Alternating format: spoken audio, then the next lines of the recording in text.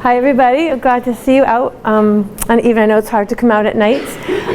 So my name is Phyllis Penhallow and I teach at URI. So I do part advising. So my students are in the Human Development and Family Studies major, or they're in Early Childhood Education. We also have a third major. We have some of our education majors that do double majors in HDF. So I advise them, and I teach about 2 classes a semester.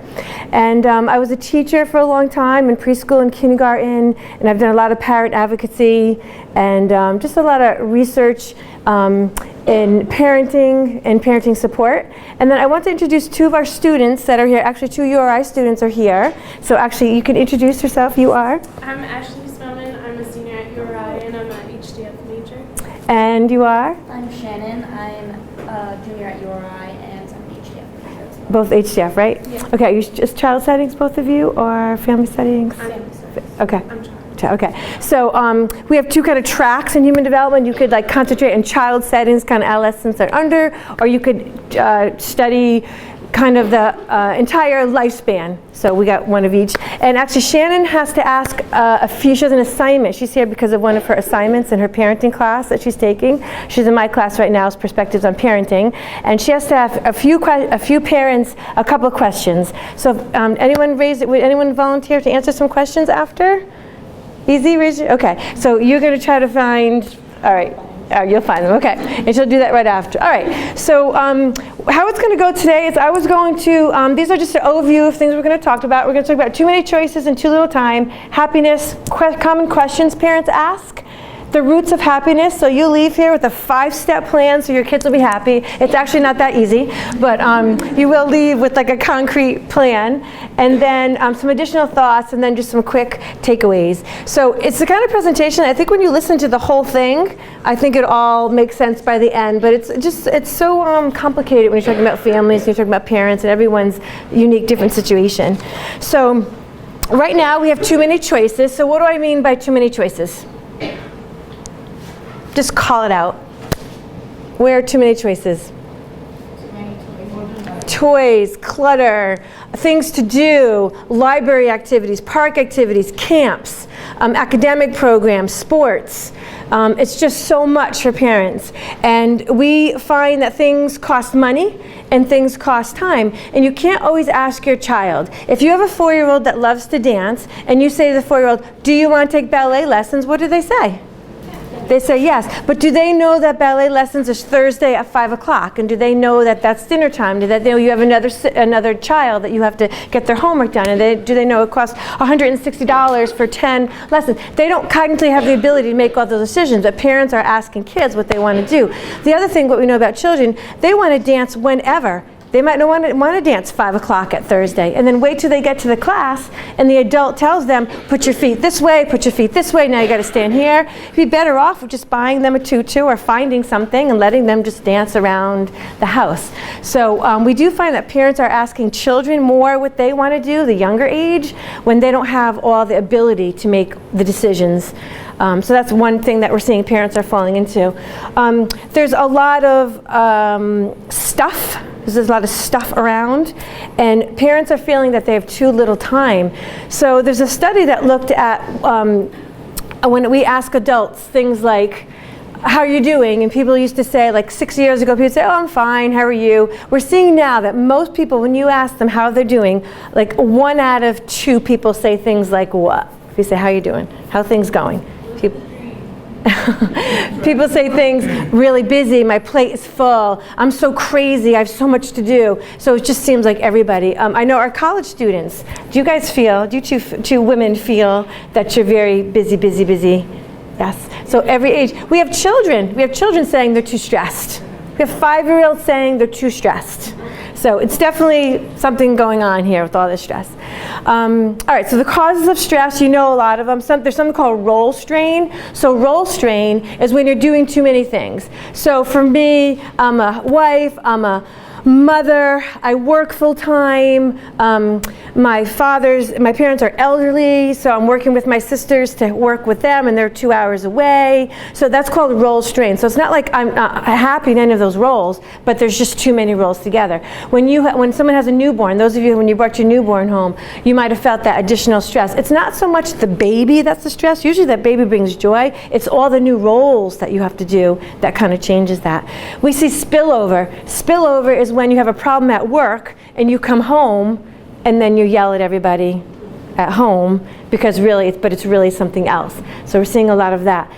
Missing routines. Our toddlers aren't sleeping because we're bringing the 5-year-old to something else. Missed meals. We know that people tend to eat meals that aren't as healthy when they're fast. When you're moving fast. I personally don't like to use fast food restaurants, but when I'm running with my kids trying to get one to track, I can't believe how many times I've used that as a resource. It's cheap, it's fast, and we're running around. Kids are eating breakfast in the car, having lunch in the car. So we're missing out on a lot of things that we didn't years ago, and we're seeing the effects. Our kids aren't getting smarter, our kids are getting more and more stressed, and there's more depression. So there's something going on. Other stresses are relationships, neglecting your household chores. You're so busy. Do you find that you're just so busy that you're not getting laundry done, you're not getting the tasks done? There's housing issues for people, there's money issues, there's work issues. Childcare, kids having trouble at school, the teacher and the parent are working closely together. All this stuff is building up on this stress that we see a lot of. Okay, so when we ask parents what they want for their children, just about everybody, you have to sit in the front now. It's going to be your punishment for coming. There you go. Actually, there's seats back there too. If you want so when we ask, parents say a lot of things. Parents say a lot of different things. But the number, always, we can guarantee the first or second thing that parents want is they want their child to have happiness. They want the child to be happy. Everywhere we go, whenever we do studies, this is what we can guarantee. One of the first two answers is going to be we want our children to be happy. And happiness looks different for people.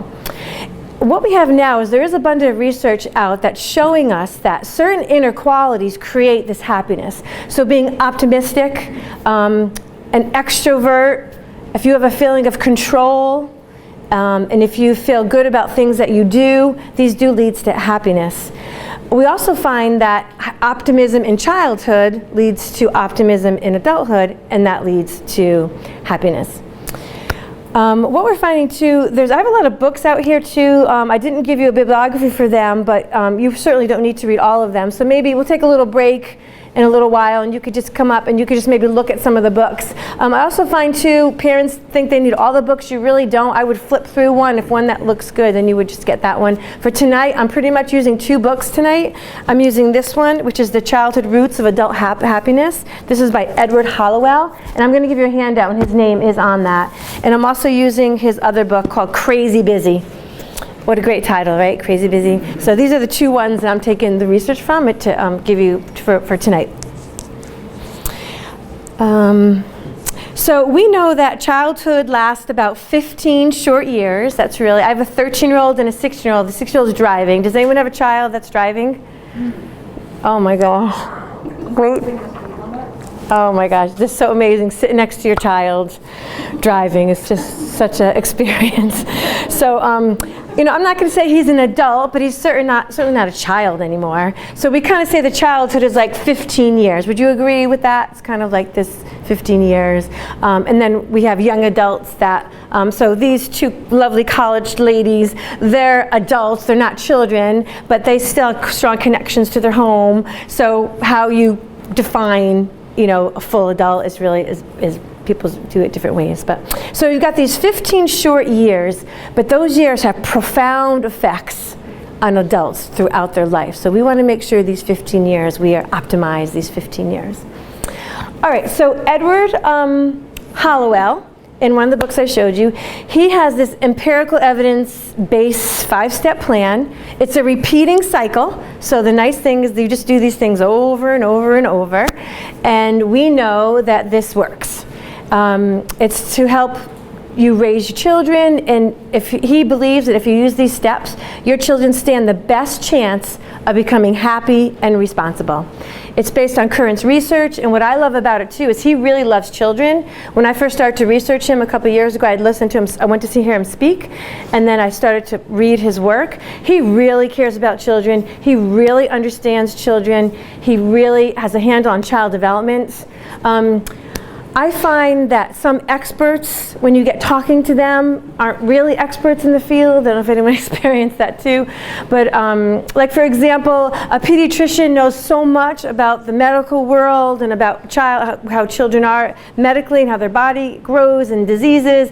But I find some pediatricians don't have a handle on child development. Just like I don't know about the medical side, but I understand child development. So I've always been surprised at what some pediatricians have even told some of the children that I were teaching. So it was a lack of that child development. So I find that Edward Hollowell, he's a doctor, child psychologist, but he really understands child development. So that's really why I liked him too.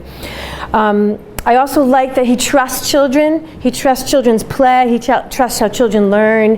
And what we're finding now is sometimes parents just don't trust the children to grow and learn. We're always trying to, we call it, it's kind of like you're just always trying to do the next thing. We call it too much too soon. We're giving the kids too much too soon. And you could even see in the names of childcare. If you look up childcare centers, there's like preschool university. I mean, what does that imply when someone says preschool university? Or you see academy, like we're throwing these words down to the preschool. The person, I can't think of her name right now, but she's the one that designed the videos for children, like the Einstein videos. Now, if I met her, I don't know if I would, I have two feelings. I'd want to shake her hand and say that was ingenious coming up with that plan, and then I'd want to hit her in the head with the frying pan at the same time. She made those videos for children like Baby Einstein. What else is there? Do you guys remember the other ones? There's one for, one's about, I think one Van Gogh. They're all like different famous people in the field. And the thinking is, if you play that video for your child, they're probably going to be like that person. And the catch is, I mean, don't you want a smart baby? Don't you want a smart baby? We all want to have smart kids. So she's kind of tapped into this by calling them Baby Einstein videos. And we know there's absolutely no research that say they even work. So it's almost like a trap. All right, so I'm going to get to the 5 steps, and I have a handout for you with the 5 steps. But before we get to that, I want to just talk about some good news.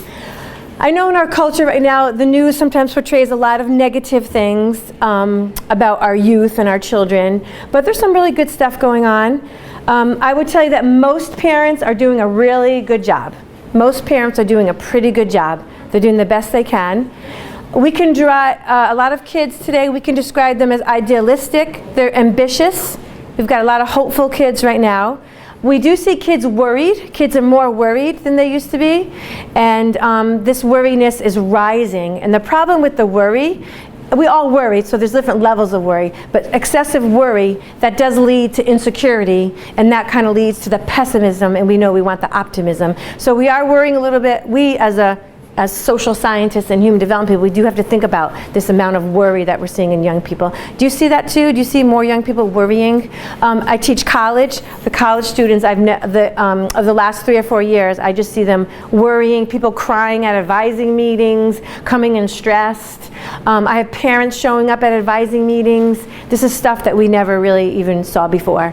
I would never ask my father or mother to come in college. I mean, I just would never even dawn on me to bring them or have them call the college instructor. I mean, this just wouldn't, this is not stuff that people were doing before. We have youth that are into environment and keeping the environment clean and keeping the environment safe.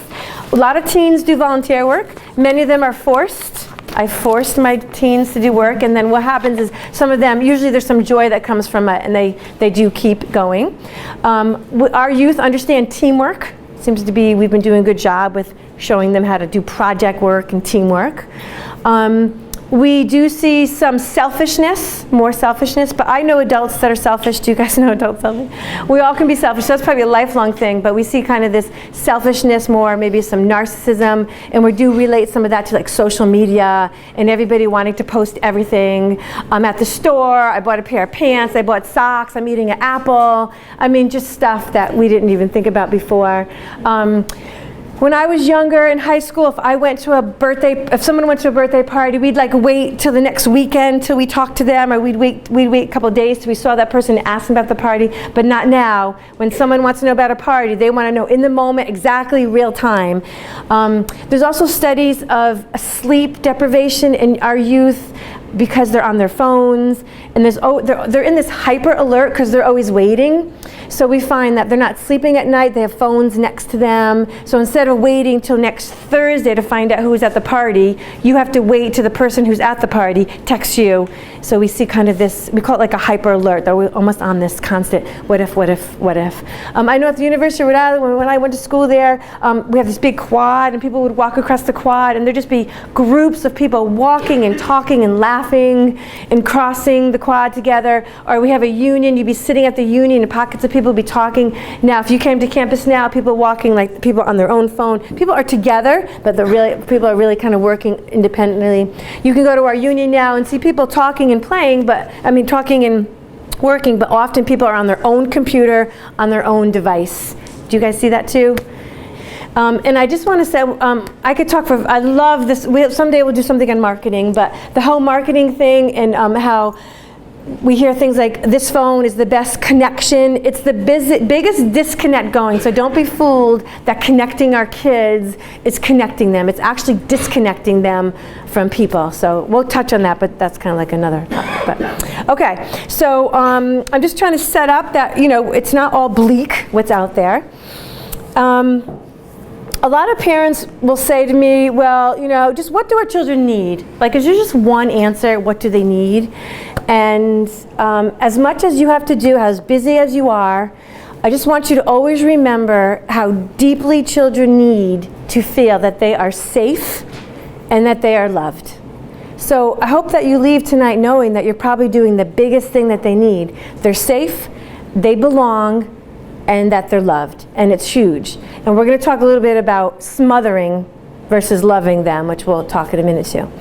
Now, if you were the lucky one to have love and affection, if you were blessed when you were younger, then you know what it's like to have it. If you didn't have it, then you know the ache of feeling that you belong, feeling that you're loved, and feeling that you're cared for. Now, love isn't all that they need, but it really is. It's just everything's in this context of this safety and this I belong. Hard knocks leads to growth. If kids have this stable foundation, they can probably get through a lot of the hardships that are going to be coming their way if they have like a solid foundation. I want to mention too that I hope that you enjoy your children. When you get so busy, you're always on to the next task, and you're missing out on some opportunities when they're laughing or they're joking or something silly happens. I'm just going to try to remind you to just enjoy these moments. They go by so fast. Mine are 13 and 16 now, and I can't believe how fast the time goes by. When you're in it, when you're with a toddler or a 1-year-old, it feels like it's forever and the days last so long. But when you look back, it's fast. So who here has like a 1-year-old? Anyone with babies? How about 2s, 3s, 4s, 5s? How about grade school, 1 through 6? Middle school? High school? And college age, anybody? Okay, all right. So you could interview these two about college or whatever, and they can probably give you some good scoop on college. All right. So I wanted to go over some basic questions that parents ask before I tell you like the 5 steps. So this just, when you give a lot of these talks, a lot of times the same questions kind of come up. So these are some basic questions that people ask, and it's probably something maybe that you wanted to ask, and then I'll go ahead and tell you about the 5 steps. All right, so what do children need most? We already mentioned this one. They need love. They need this sunny, warm, emotional atmosphere, and it's just enough love. People say, how much love? Just enough love. I can't tell you what the exact amount or percentage of love is. It's enough love to get your job down as best you can. But I want to be sure we're not talking about smothering kids, and we're not talking about this over excessive praise. We're seeing this praise right now. Oh, good job. You know, your child takes a piece of paper and puts a brown marker on it. They'll go, oh, good job. That's so beautiful. That's wonderful. And everything, they make a block structure. Oh, that's so beautiful. That's so great. Good job. Good job. So kids pick up on this soon, and they really realize, you know, after a while, it doesn't mean anything because we're saying that everything is great and everything is so perfect. So there's something called effective praise, and we hopefully that you use more effective praise. So effective praise is when you're not just praising to make your child feel better, you're trying to match the praise to fit an accomplishment. So if it's really an accomplishment, then that's the praise. If it's a picture that they just like threw together and they want you to talk about it, you could say, oh, I see that you just made a line or two on that. Did you want to finish that? Like, it's okay to not have to praise everything. I think our culture right now is just saying tons of praise will make your child feel better. That's not how it works. We find that accomplishing things makes you feel good, and then you do more things. It's not, I'm going to say you are really smart and great, and then hope that that makes you feel smart and great, and then you can do more things. I don't know what school your children go to, but I notice in the elementary schools they're doing a lot of this positive thinking, power of positive thinking. Our culture now with like this kind of movement of the power of the mind. I'm not saying those things don't work, but there's nothing like accomplishing something and then feeling good about something, and then that motivates you to do something else. So I'll tell you a story. When my oldest was younger, he was playing checkers, and checkers are a big deal. My husband prides himself on being the checker champion when he was in 3rd grade. I have to remind him that was a very long time ago that he was the checker champion. So they kind of played checkers a lot. So my son was playing with his grandpa playing checkers, and he would lose every single time. And as the mother, I have the emotional side. I'm like, oh, can't grandpa let him win like one time? Like just losing. So my kids were over there one day. I came to get them, and I see Joseph, my oldest, playing with grandpa, and they're playing checkers, and I see Joseph's feet, like he can't even manage his feet, stop moving. And then he's standing up, and he's like over the table. And then I see grandpa kind of having this face on. I'm like, well, something's going on. So he was about to beat his grandfather. So he beat his grandfather, and my father-in-law was like, well done. That was well done. And to see his face, no sticker, no happy face by me, no treats by me, nothing by me to say, oh, you almost won. What did he want to do? He wanted to win. He wanted to beat him. That was a real win. That joy, and I didn't have to go buy him anything. It was intrinsic. But you see, I had to lose and lose and lose and lose and learn and practice and practice. So we want to go for more moments like that. But I think our instinct is to try to, so I know this information, and I'm even thinking, oh, okay, let him win. So it's just this, it's almost this emotional tie, and when they feel bad, I want them to feel better. So effective praise is when the praise fits the accomplishment. Just try not to treat small things as the most amazing accomplishments in the world. And then you save your highest praise for more accomplishments. Love from parents is just so important. You can have substitute parents if you need to. They do a great job. But typically the original 2 parents providing love love themselves day in and day out is what's best. So I want to remind you that when you say no to your child, that is love. I'm trying to teach my brother that and his wife. No is love. No is love. So if you need to say no, that is still love. Spoiling our children, that's not going to teach them some of the life skills that they know. And being loving parents means you set limits, you deny requests, you can't say yes to everything. As long as you're transmitting the message that my love is totally reliable and my love is unshakable. So that's like that. The one thing that would be really, really great that we have to do. All right, the next question is, what should I do when I'm worried about one of my children? This could be a whole workshop, and who's ever worried about their kids? We all worry about our kids. All right, so the best advice I can give you, because there's just so many issues where you worry about, there are kind of these 3 rules that you can follow. The first thing you can do with worry is just talk to another person. Talk to another person. It'll just get it out there. It'll help you see that other people have experiences. People may have an opinion who you can go see. Definitely talk to another person. Do not worry alone. It is very, the worry gets bigger and bigger when you're worrying alone. The second thing you can do is get some facts. Sometimes excessive worry is based on the wrong information. So just get some facts. And the next thing is make a plan. Do not worry alone. Get your facts, and then make a plan. Now, even if your plan is to go to step 1, I'm going to talk to someone, that's fine. At least you're taking action and you're doing something. So just make sure that you're taking action so that you can be solving a problem and you could be feeling more in control. You're less vulnerable when you have some kind of plan. When someone's worry feasts on a passive person. Anybody you know who's passive, that worry, that worry just lives in someone who's passive. It just gets worse and worse. So, there might be, maybe at the end, if you have specific worries, we can talk about, but in general, that would be an answer to that question. What do I do when I'm worried? You do 3 things. What are the 3 things you do? You 1, talk to someone. 2, get some facts. And 3, just make a plan. All right. What should my top priorities be in terms of spending money on my children? Okay. Food, that would be good. Clothing, shelter, medical and dental care, educational related items. That's just kind of how we work it out. Now you can, as far as, I'm just texting here. Okay. It's just pretty simple. Like, they don't really need a lot of this stuff. Parents tend to overspend. I know parents that are overspending. They do not have the money to spend what they're spending on.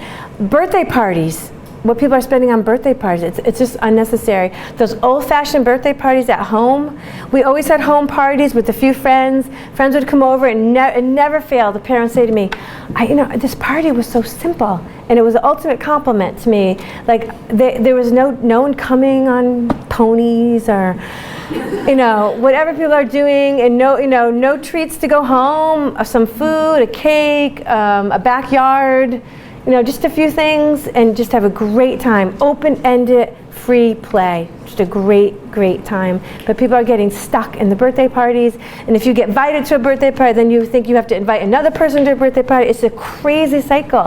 So I'm telling you, stop. You don't want to go, say no. No explanation, we can't go. If anyone has a baby, who has a baby?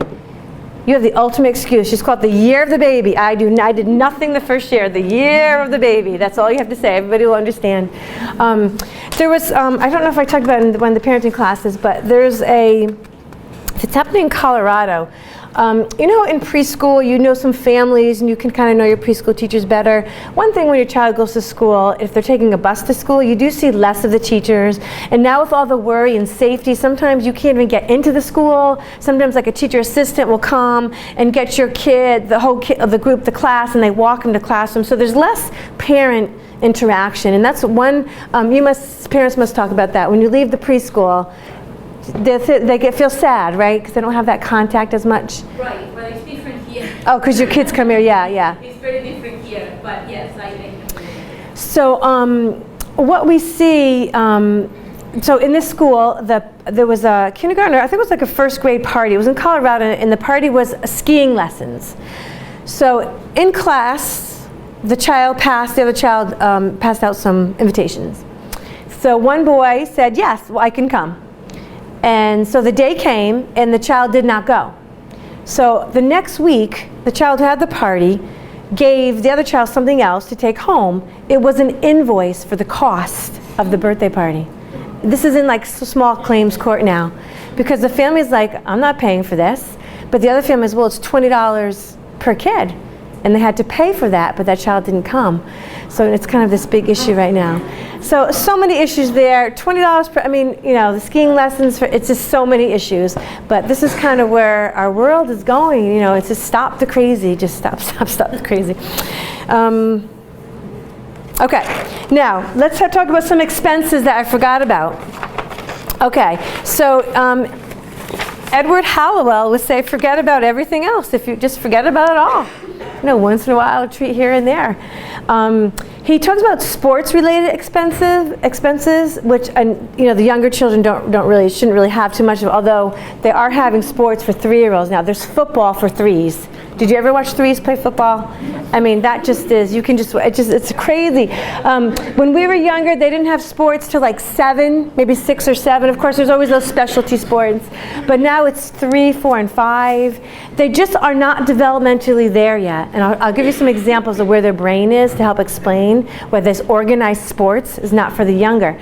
The age of reason is age 7. The whole year of 7. And that's when we say children move from where everything has to be concrete and explained to where they could be more abstract, and they're reading more than. So 7, 8 would be a good time to put your child in something.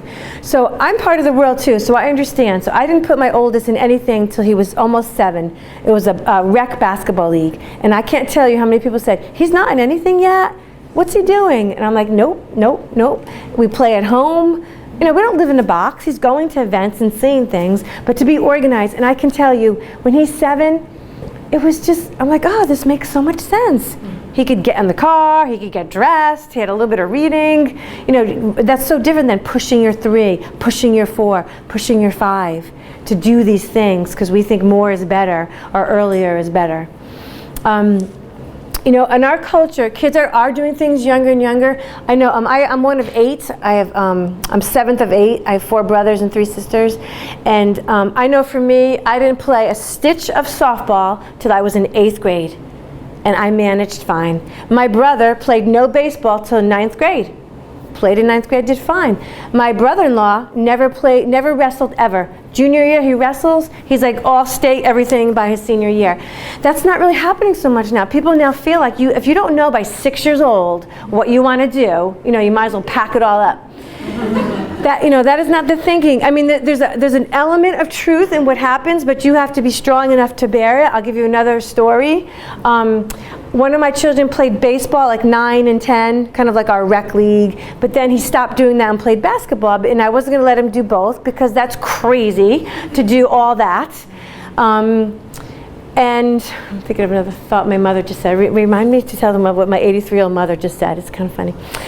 Okay, so he hadn't played for a while, and then around 14, he said, you know what, I want to play rec baseball again. So I said, all right, we can do that. So I know, I wish I could videotape the whole thing. So he's 14 now. Now what is he up against in our culture if he hasn't played since he's 9 or 10? All these kids are like semi-professionals going to camp. Okay, so we knew that he needed cleats and a cup, and that's about all we knew that he needed. So I take him to the first practice. I'm driving to the league. I said, okay, this is what happens. Almost everyone there had like the baseball hats, the t-shirts from every other league that they were on, the pants, the outfits, bats. Do you know that bats can cost like $350 for bats? And then not only, do you remember anyone play baseball or softball when they were younger? You just carried your bat. Oh no, now you have like these backpacks that have 2 sides for 2 bats to hold your cleats. I was talking to one of the pitchers, his mother. He doesn't go to baseball camp. He goes to pitcher camp. And the catcher doesn't go to catcher camp. He goes to catcher camp. It's so specialized. Now here's the thing. It was rec, and they just catch up. Do you know what I mean? Kids just catch up. But at first, he really was behind. Did he feel it? Could you see it? Yeah, anyone that was in his shoes. So you just have to be strong enough to accept some of that. But that's our culture telling us that's not appropriate. You should be able to join these things later on. Why can't you be in 6th grade and join something? When are you supposed to learn? You know, maybe in high school I can see it would get more competitive, more specialized, but when are these kids supposed to learn? How are we supposed to know when you're 6 that you need to do something? So the sports are great. They can learn so much. They can be very valuable. They could be as valuable as academics.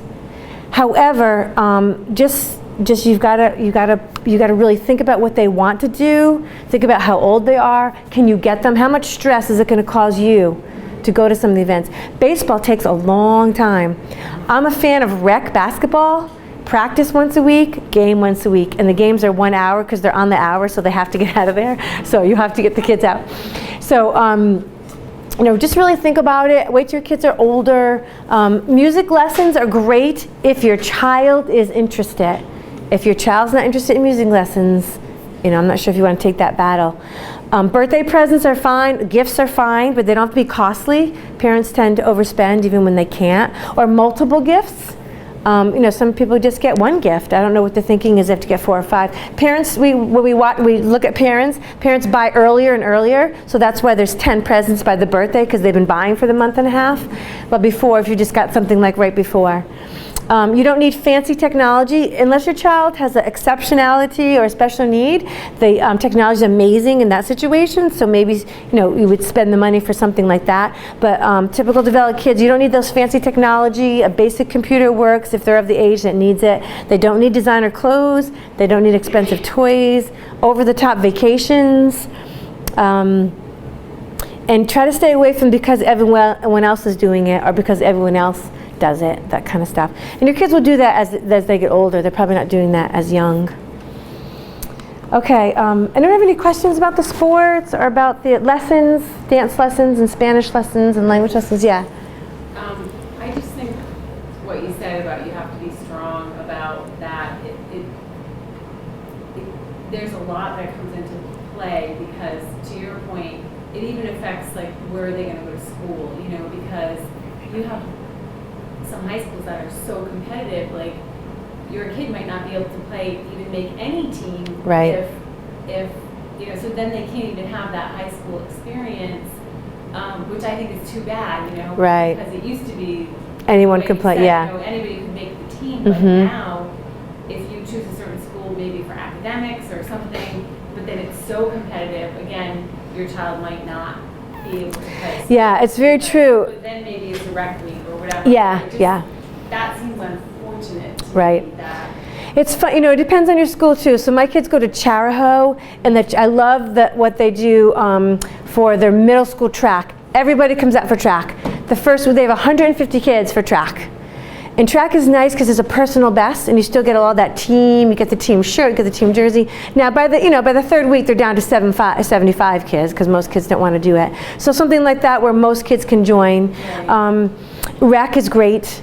I know the Charahoe's regional, so it's a very big school, and my kids love basketball, and they're pretty good players, but they can't make a school team. So we have a hard time with this too because I'm not being prideful, but they're probably more advanced in like rec. Like they don't like the looseness of rec. Like some kids come to practice and some don't. But they couldn't make a school team. So when my sons tried out for the basketball team, 95 kids came out for the team, and they take 21.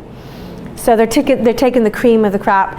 The other thing too is some of the parents get overly involved with the coaching, and you start seeing these cliques of people and friends picking friends, and to watch it, it's very, very sad. We played on one summer league, and the coaches all knew each other, and you knew who were part of that group. And so if the game was canceled, the 7 or 8 parents that showed up, we knew we were not part of the clique because like no one told us the game was canceled. And the people, so you have to really understand how adults are acting about this too.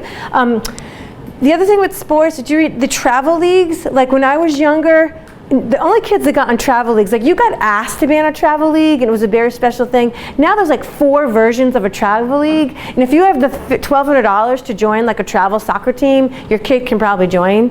So you have to really look at this stuff, look what's going on. It's madness, and you've got to be strong. You really got to be strong and pick.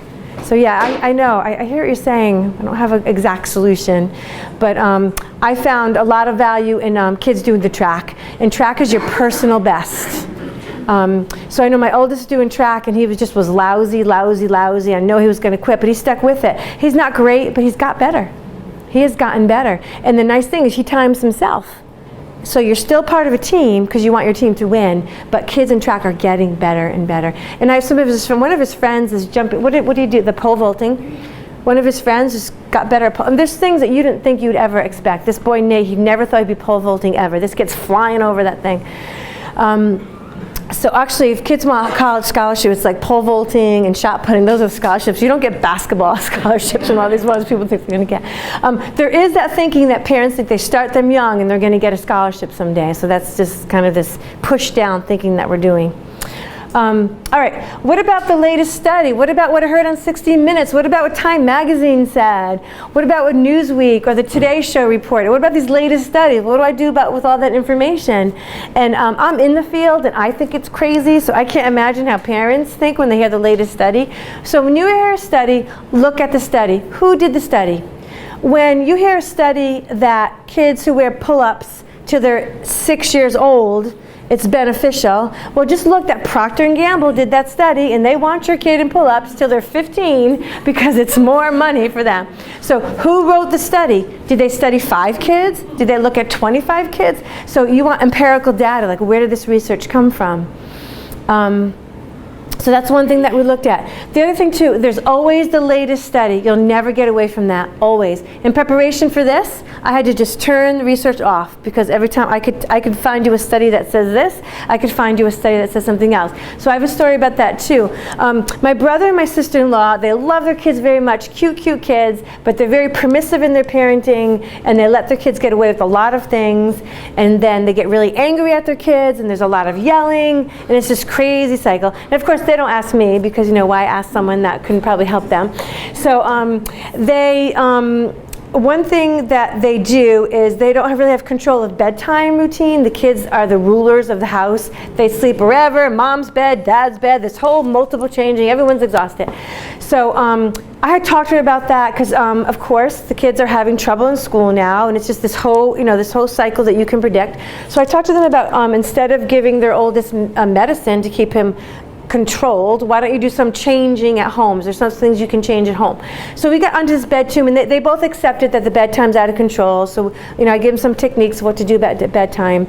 So they still resort to all sleeping in the same bed, or one's with the other. I didn't even know how they do it. I think neighbors are probably in the bed. I have no idea because I'm. So she sends me this research article she found, and it's this family, like the perfect family, the perfect mother, the perfect father, 4 beautiful kids. They're all this beautiful bed, happy, happy, happy. Like, I don't know one family sharing the bed that's as happy as that family. And then the data. So it just goes to the point that she found something that said kind of what she wanted to say.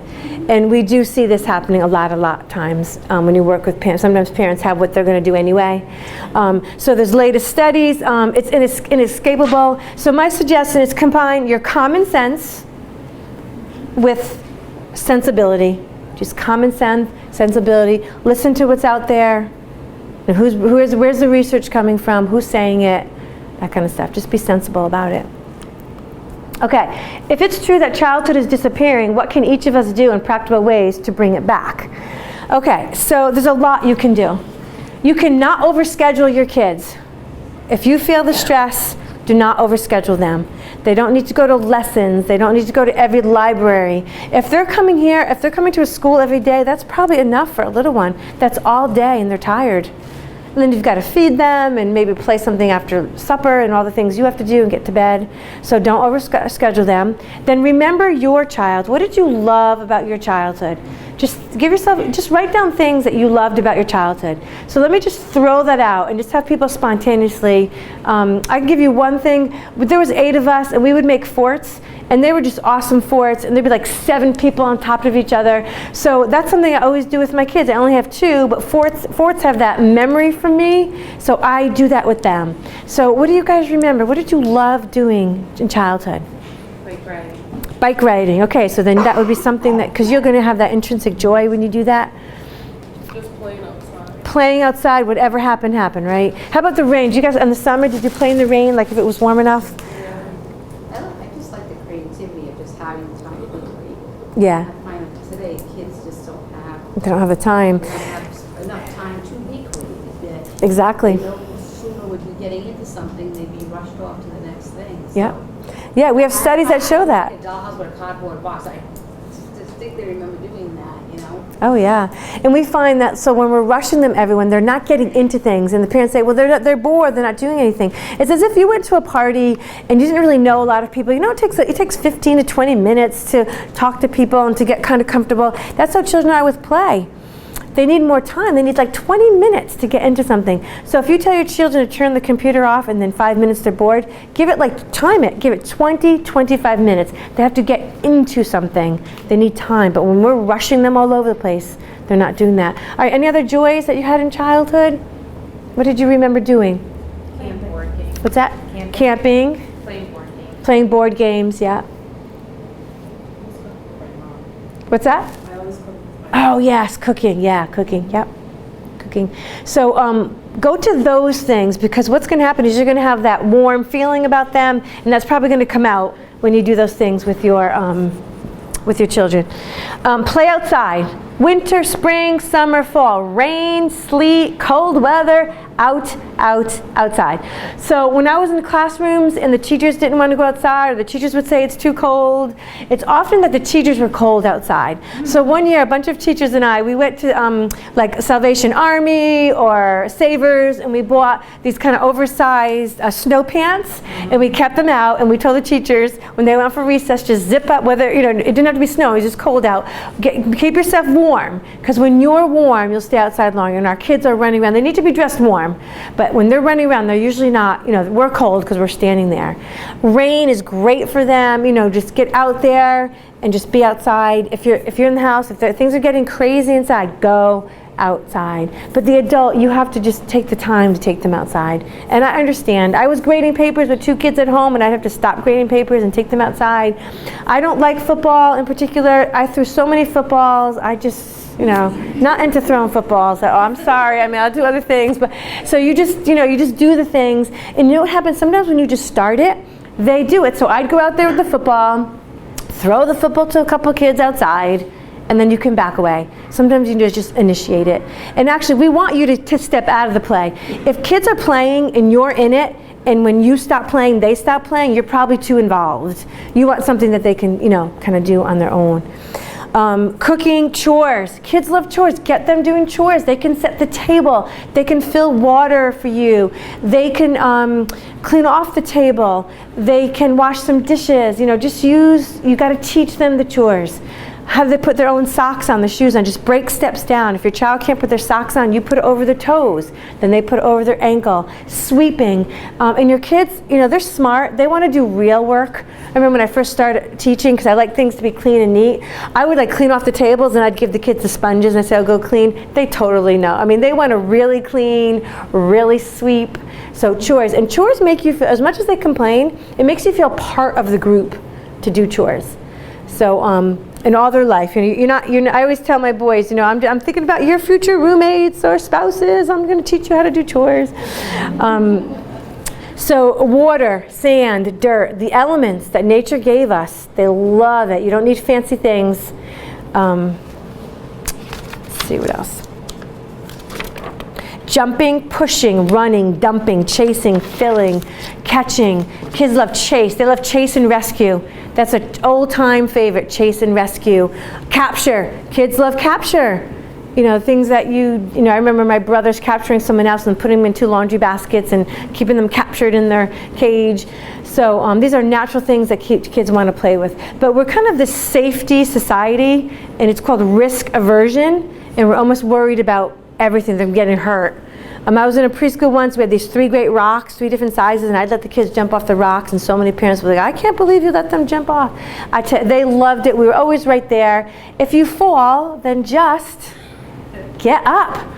And the kids, they knew their limitations. Like, they knew which rock is best, and you should see their faces when they work towards the tallest rock to climb off of.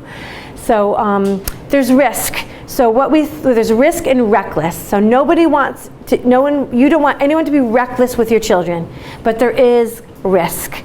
And we know that risk teaches problem solving. So we have to kind of reduce this kind of safety. Does anyone know what I mean by this risk aversion? Can anyone give an example of that? Safety, safety, safety. Yes? I see it like you go to the playground with your children. So what do kids want to do on the playground? They want to run, play with other kids. So if you're that type of parent that's so overprotective, oh, don't touch this, don't go there. Wait a minute, be careful. Everything, you know. and Yourself crazy, and the kid's gonna be a total mess. yeah, So it's just they're always wondering. Taking risks, you just gotta let your guard down, and they're in the playground.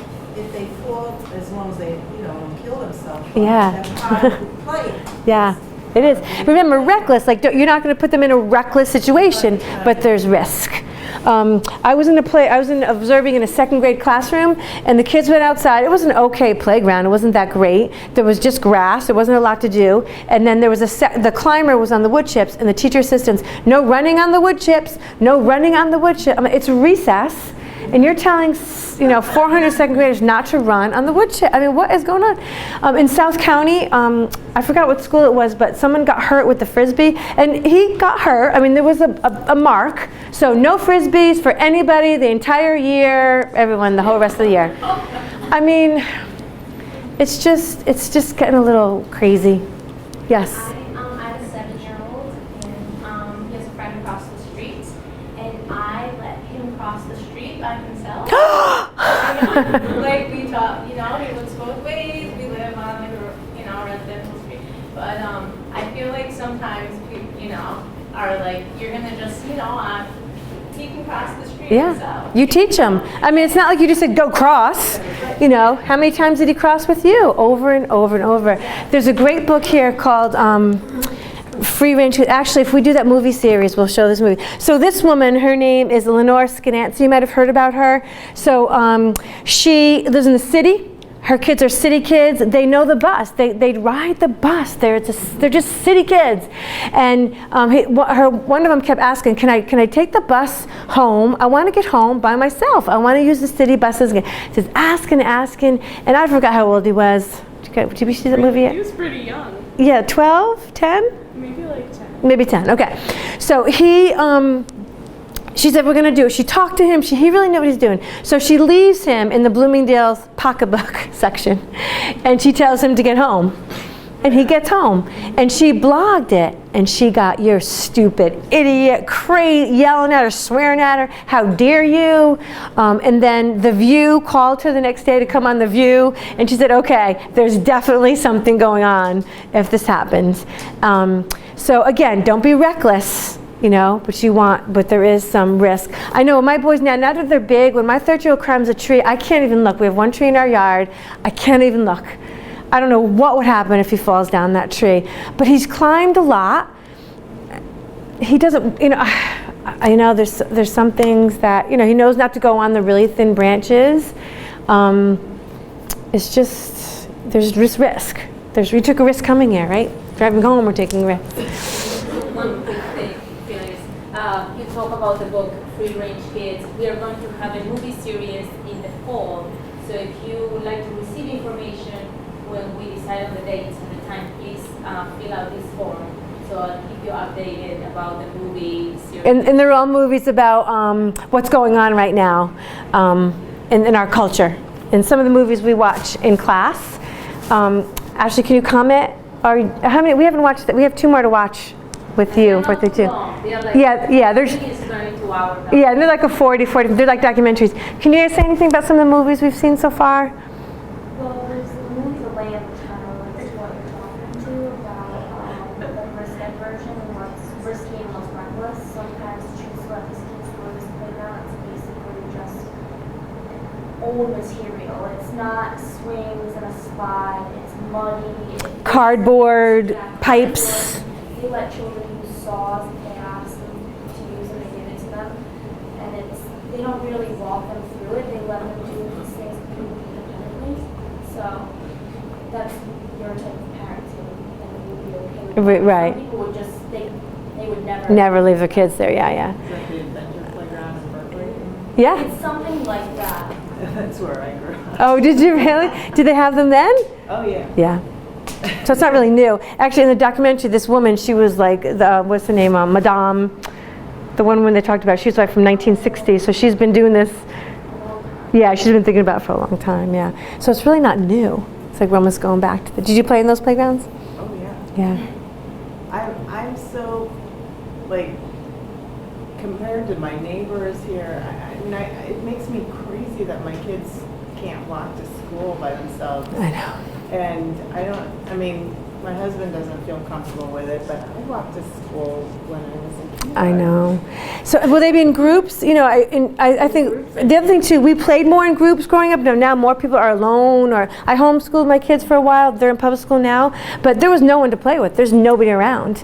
But when we grew up, you probably can go outside and have 3 or 4 kids, or we walked in packs, or we walked in groups. So I would, if he's in a group or, you know, a few kids, I'd say it's fine. He knows the route, right? Are there laws about it? Because No laws, but you could. They say 10, that's what they say in our school. And 10 people? No, 10 years old. Oh, 10 years old, okay. Walk. But we do in our neighborhood, kids do walk a half mile to school. Or Yeah. There are like a couple who walk together, some still walk. I Right. walk for kids because they're younger, but I think you can find it, but it is hard. It's hard to find.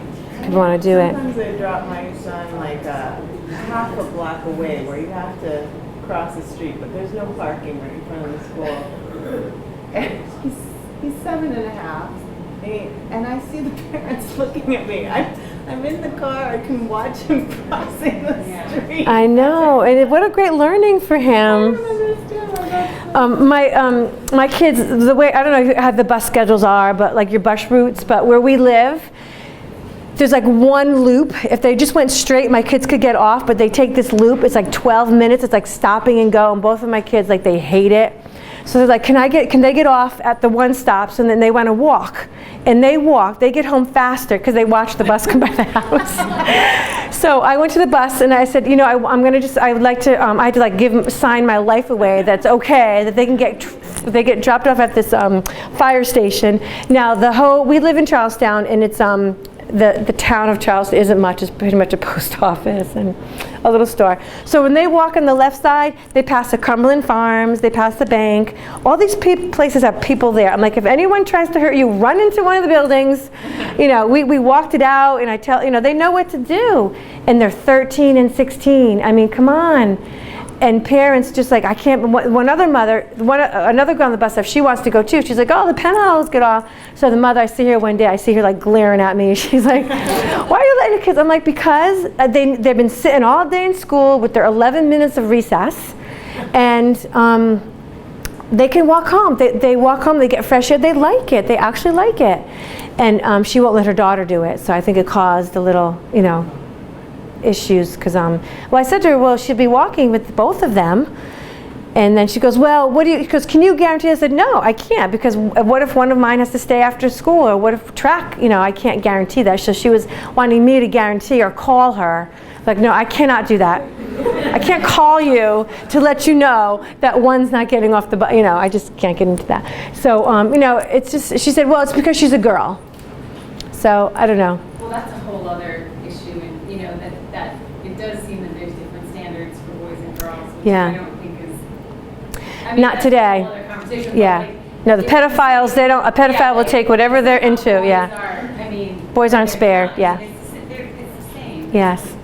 I don't know where Ceci, the talk, I was going to do talk on keeping kids safe. We had canceled it for lack of interest, but just tell Ceci if you want to do that again, like keeping kids safe. We do that in our parenting class. Can you comment on keeping kids safe? Anything to remember? Oh my god, that book was crazy.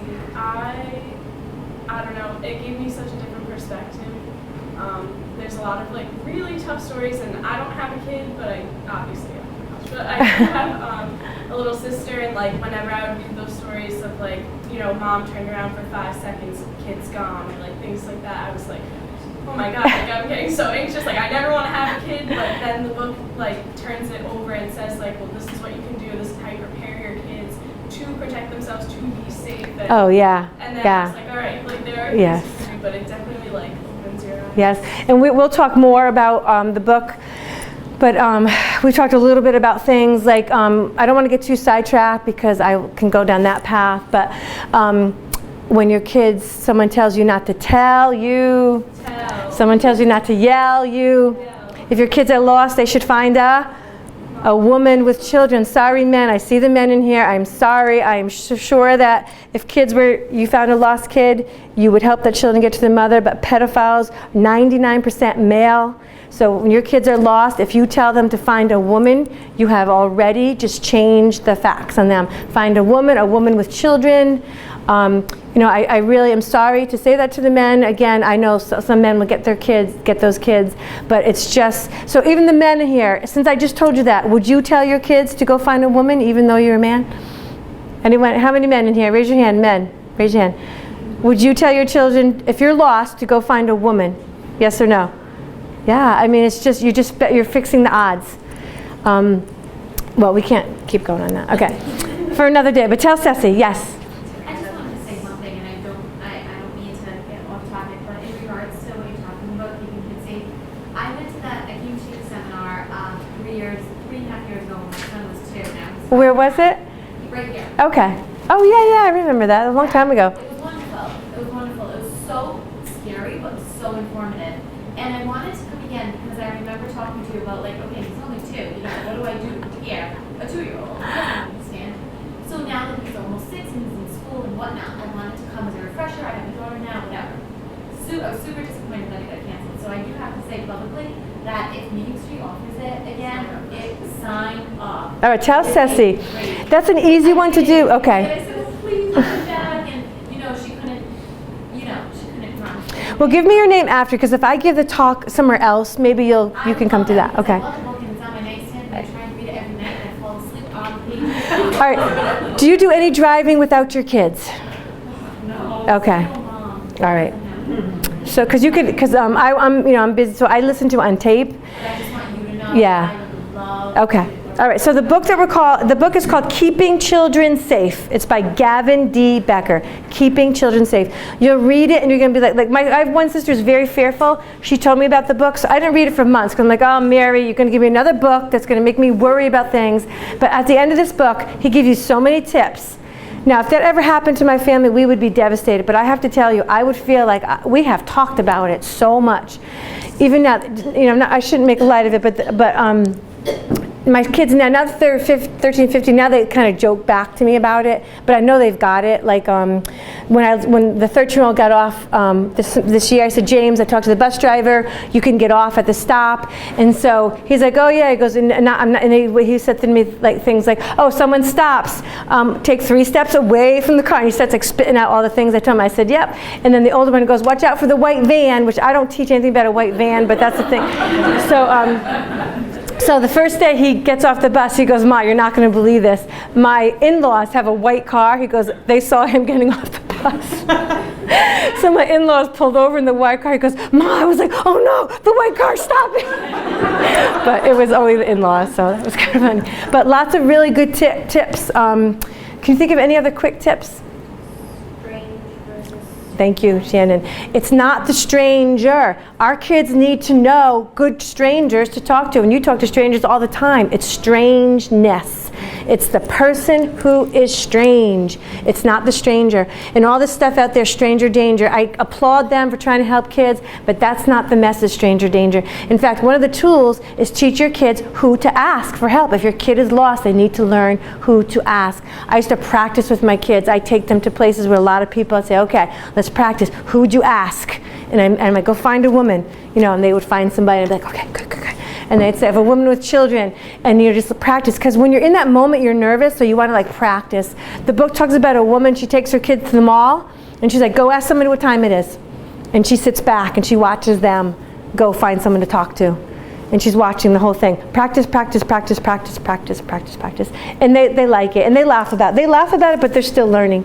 There's one thing I do with my, I have older kids and younger kids now, but the older ones, I brought them to say the library, and they were going to stay there. I didn't stay there with them. But I gave them a passcode. I said, if anyone ever says, your mom's got an accident, come with me, I said, what's the passcode? They had a simple passcode that they knew growing up. It was really out there. Yeah. Like pie or something, really weird. But they knew there was a passcode. Yeah. There were little tricks like that. Now, They laugh about it now, but it kept yeah, so I would never say don't do that, especially if you feel like that really works. And I know families where it works. The little red flag in all of that is you're not using it a lot. Hopefully you're not using it a lot, and kids can forget. And sometimes kids tell each other, and predators are really tricky. and sometimes they can manipulate it out of somebody. So, but it's something you have to think about. But don't. I would. Sometimes people do a combination of things. So I would tell my kids, no. If mom and dad, if we got into a car accident and we were in the hospital and couldn't come get you, we would never. A stranger will never come get you. Who's going to go get your kids? Aunties, people that they know. And even a police officer wouldn't just go and just randomly take kids. Or the teachers would stay with your kids. You know what I mean? It's very unusual that someone would just go get your kids. And then there's lures that predators use, like 15 lures that they use. Ken Wooden writes all about the lures, and you can look that stuff up. But there's techniques you can teach them. No one will ever come pick you up that you don't know. The part of when you're if you're lost, stay where you are. A lot of times kids are lost because they start walking around. So when you are lost, tell kids, stay where you are. Mom and dad are going to come find you. When you lose your keys, where's the first place you look? Where's the last place I went to? So same thing with our kids. You go to the last place. So when kids start walking around and you're walking around and everybody's good, that's when we start losing everybody. So just those really, really good tips. Yes? Just a quick plug. I don't know if you know the Mother Company. You've seen it. No. So, they're a company in California. The Mother Company? Okay. Their tagline is helping parents raise good people. Mm-hmm. And they have several shows that they produced for children. There's the safety show, the sibling show, the feeling show. Kind of hokey name, but they are fantastic. Good. And they're just, kids really like them. And they talk about you're the boss of your body and all the different aspects of safety, but in a way that's approachable, and there's real kids in the show. They talk about, good. So I would recommend as a parenting resource. Right, yeah. And then if you watch us talk about those with those kids, that there's nothing's going to replace the conversation. They can spearhead the conversation. You just made me think of something about parts of their body. The parts of your body covered by a bathing suit is private. That's a great way to say it. Another thing you can tell your kids, as you can say, people are like the weather. Mostly the weather's great, everything's fine, but the weather can be, sometimes the weather can be dangerous. So this is little analogies that you can teach. I have a question because we talked about smothering your kids and now we're talking about safety and everything. We don't watch the news in my house, which is funny because growing up, my father, had Always had the news on, yeah. watching the news. Yeah. We don't watch the news because I find that the news is scary. Yeah. And I was kind of taking your thoughts on that, whether I am being, because I'm normally trying to be pretty real with him, but I feel like there's. And how old is he? 7. 7. So the whole year of 7, he's moving probably from everything being concrete to more abstract things that he can understand. So he's going to hear things. So say he comes home and says, "Oh, Ma, someone going to, can there be someone that can bomb this house?" So he picked up that. Yeah. So the best question to ask, and even if they ask you how baby's made or anything, those questions too, the best thing to say is, "Tell me what you know." And just draw out what they know and answer those questions. Because we tend to give them so much explanation that we overdo it. So just say, tell me what you know, what did you hear? Or like when the school shooting, I heard that someone stabbed kids in the school, and they're just getting these mixed messages. So say, tell me what you heard, give them facts. And whenever there's a dangerous situation, always, always, always stress who comes to help. 9/11, who came to help? Firefighters, doctors, social workers, mayors, the president, officers, everyone. Always stress to the kids that when these things happen, help comes. There's always that hope. People are going to come and help. People will come and rescue. People are going to take care of you. So always stress that when they hear these things.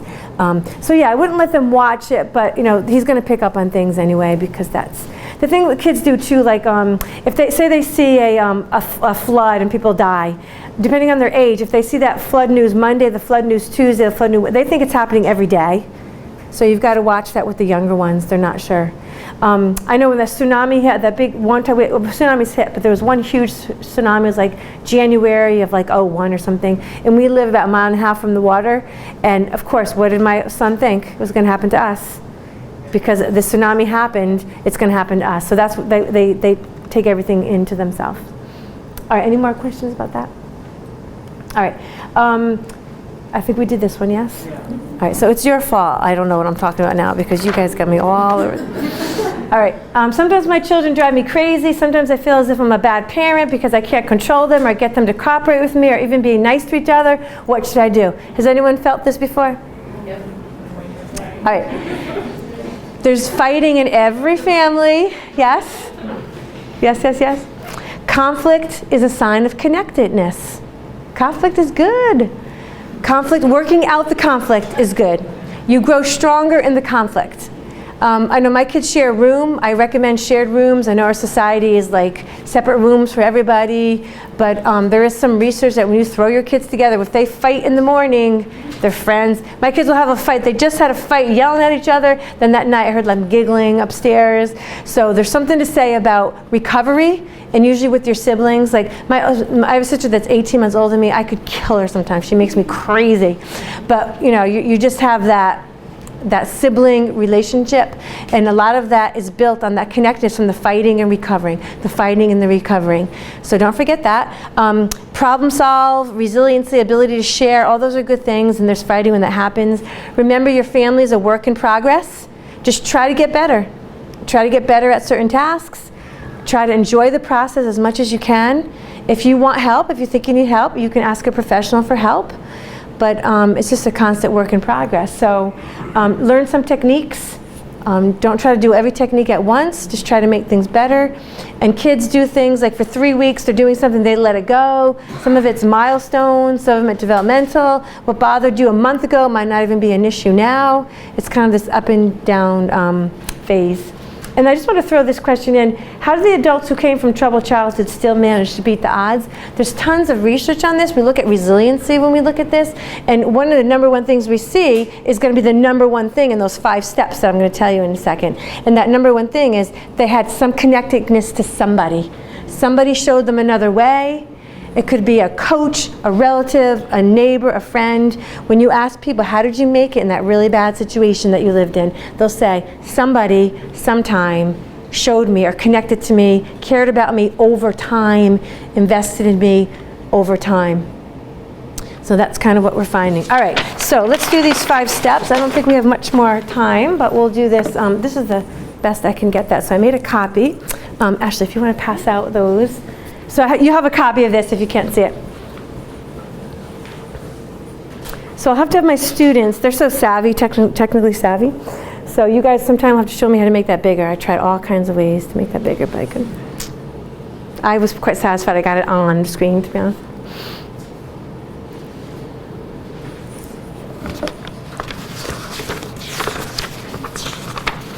Since I see the time, I think what I'll do is I just want to tell you what each handout means in case we don't get to it in detail. When you get home and you look at them, you'll know what they're about. So I'll just tell you what each handout is, and then we'll do the cycle.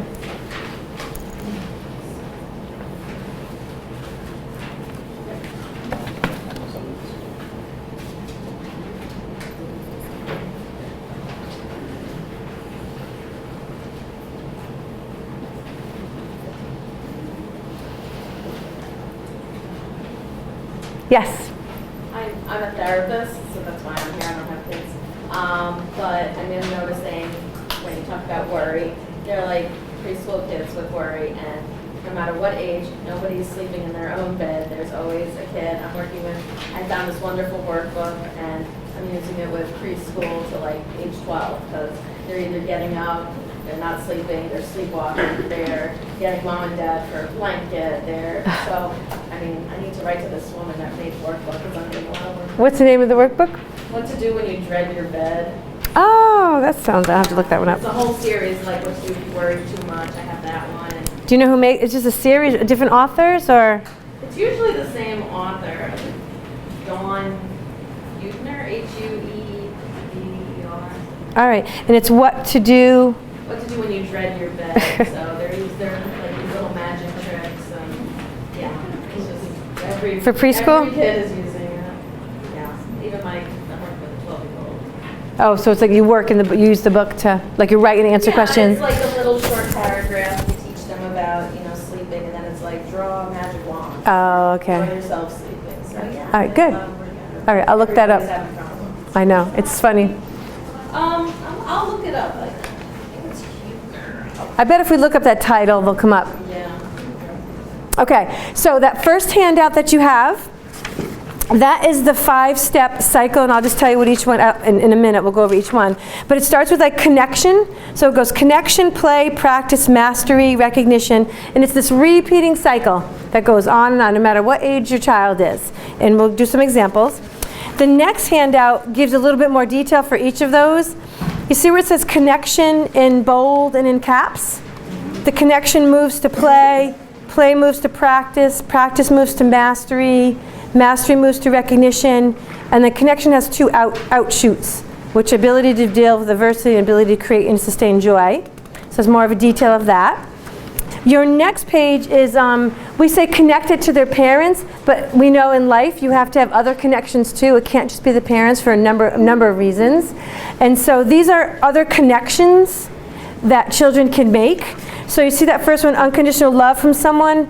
Those are rituals and talking and dreaming and having fun with somebody. Friends, neighbor, the community, that could be a connection. Chores and work and responsibility. Work is good. Teaching our kids that work is good. There could be a connection with work. Activities, sports, a sense of the past. Telling stories to your kids about your past and grandma and grandpa and uncles and all that stuff, it tells them who came before them. The beauty in the arts is music and painting and drawing and sculpture and theater and books and instruments. That's what we mean there. Nature is bikes and walks and gardens and clouds and swimming and stars. Pets. He's a huge advocate for pets. We're not filming with, like, my husband and I, we never really liked cats. I mean, not that we had anything against them, we weren't really cat people. And so we actually got a cat. Now we have 2. It's changed. I cannot believe what it did to the kid. I just never knew. They take care of them. They love them. They carry them. When one got hurt, just the empathy and I was amazed what the pets do. So now I'm a pro pet for your kids, but not when they're little. Because when they're little, who's taking care of the pet? You are. You bring home a puppy and your kid's under 7. It's your puppy. So just, I waited. We waited till they were older when I knew they could read the can and open the can and feed them. So he really is impressed with pets. So he says pets. Institutions, clubs, leagues, teams, and church. God or the world of the spirit. I wouldn't tell you what religion or anything like that, but most kids do think about what happens when I die. Whether it's a pet that dies, they think about these things. So I just want to tell you to not ignore that part of your child. So many parents say things like, oh, I want them to grow up and discover whatever they want to discover and then they'll figure it out. I'm not going to tell you what to do, but your kids hear people pray. Who are people praying to? And your kids will wonder, who am I and why am I here at some point? So I would just advocate that you think about that in your life, or think about that, what it means to you. And if you want to say there is no God, like whatever it is, but I would give some thinking to the God in the world of the spirit, because your children will think about that. I've had 2 and 3s ask about that stuff. Does anyone agree? Have any? Sometime? Okay. And then individual self, that's just like self-acceptance. Are you comfortable with yourself? So when I say connection, it's not just, it's connection with the parents, but these are some other connections. I just want to make sure you have that piece. And then the next one, we probably won't get to all of this, but there's problem-solving skills that you can teach. And they're on this page here. And whether it's your 1-year-old, your 2-year-old, your 18-year-old, these are some really great problem-solving skills. They stop and they think about the problem. So if they slap somebody in the head and they're 2, you stop, say, oh, you just hit that person in the face. You see that red mark? Just stop and talk about it. You do the perspective taking. What do you think that person feels? Would you like to be hit?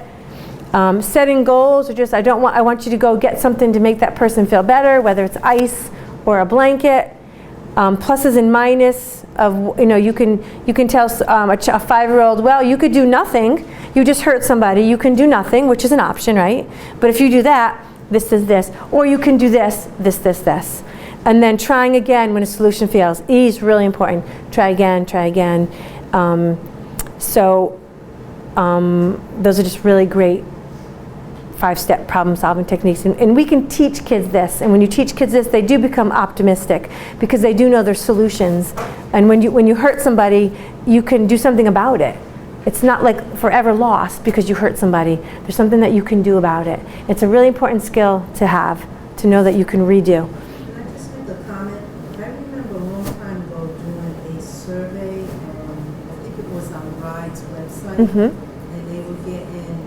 they wanted to get feedback and input from parents. And I remember one of the questions said about, you had to prioritize different things about what you could offer students to become successful adults. And one of the items, things mentioned was about problem-solving skills.